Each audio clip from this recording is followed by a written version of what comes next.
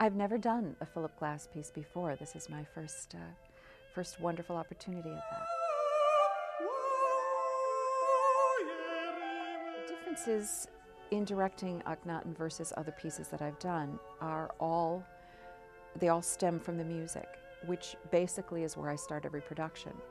I'm often asked as a director, where do you begin? And that's always it. His music, his genre is a different approach.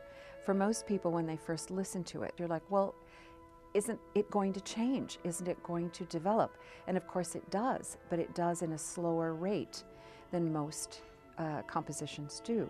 And that's part of the transformational thing that I spoke to, that you have to give it time. You have to let yourself go with that time frame. It alters your expectation of time. When I direct an opera, my obligation is to tell the story well, and that is based on the music, which I listen to many, many, many times. I look at the libretto, the words, I look at the basic plot, and I say, what is it really about? What is it that will touch people in their own personal experiences, to open the story up to its bare essentials and then let people take what they feel. So for me, doing the historical research was an absolute fascination. That's one of the gifts that you get as an opera director, is when you're given an assignment, you delve into that world, into that time, into that history, the costumes, what people ate, what the language was like, that whole world. So for me, the deep dive into Egyptian history has been wonderful. The major thing to know about Akhnaten was that he believed that the sun was God. And scientifically, he was certainly bang on. Without the sun, we're just not here. So the use of light became the core in my decisions and wishes about the development of the set, the development of the action. So the use of light is what I'm using to exemplify ideas, to exemplify the aura of Akhnaten in a literal way.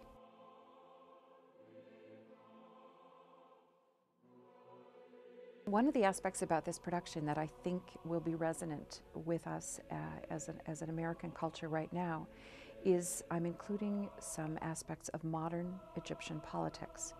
During my work on the piece, of course, I did a lot of research on Egyptian history, but parallel to that, every day as we see on the news, there's a great deal of change happening in Egypt, from the Arab Spring on and the ongoing struggles with that.